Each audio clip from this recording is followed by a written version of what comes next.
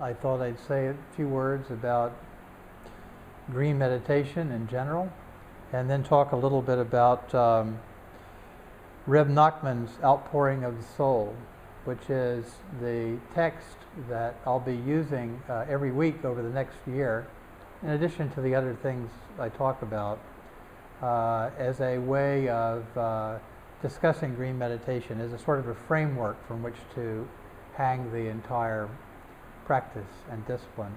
So chapter 3 is on meditation and weeping. Meditation and weeping. And it's not that long. I'll read it and say a couple of words about it.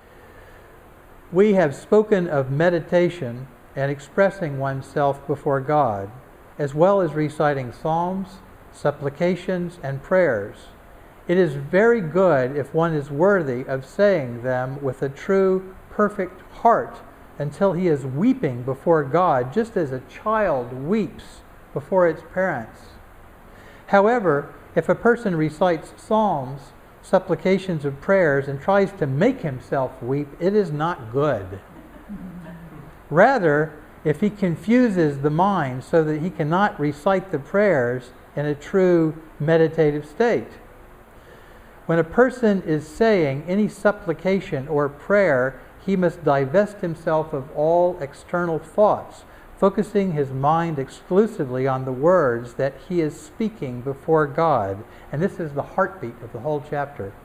He should thus be like a person speaking to his friend.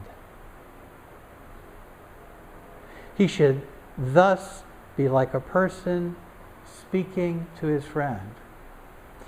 Now, people will often say to me, well, I don't even really begin to know what to do.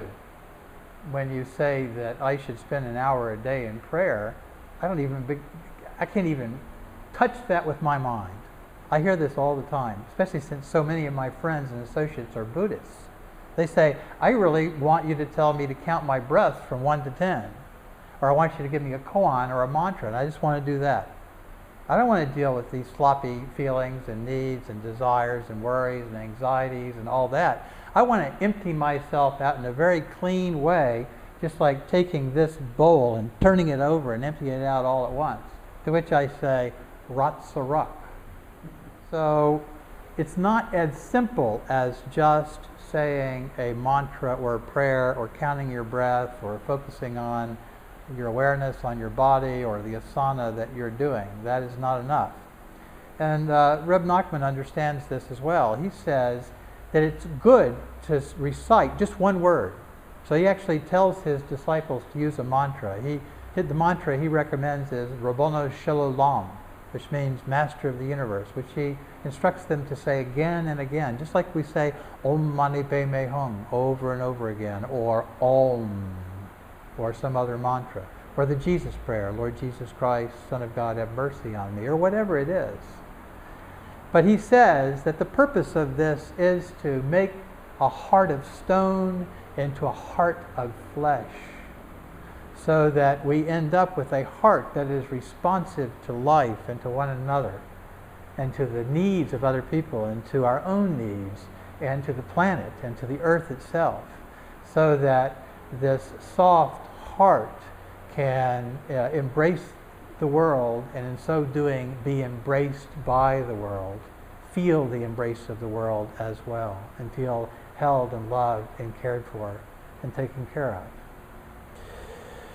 So when the Rebbe says that we should speak to God as to a friend, this is what he's talking about. We are meant to cultivate a relationship of friendship with the raw stuff of our life. And sometimes we use a mantra to do that. So when we talk about spending an hour in prayer to God or an hour in meditation on God, we're talking about letting that boundary break down somewhat so that we can experience a power beyond self which sustains all life, a power from which life originates, a power which sustains life in every moment, and a power into which life is ceaselessly pouring back in an eternal rhythm, a pulse, if you will, a rhythm of night and day and the changing seasons. and a rhythm and a cycle and a circle from which absolutely no particle of being is ever lost, and to which no particle of being is ever added, and within which there is a harmony that itself is salvation, which saves all beings, and within which all beings are included. So that is our meditation.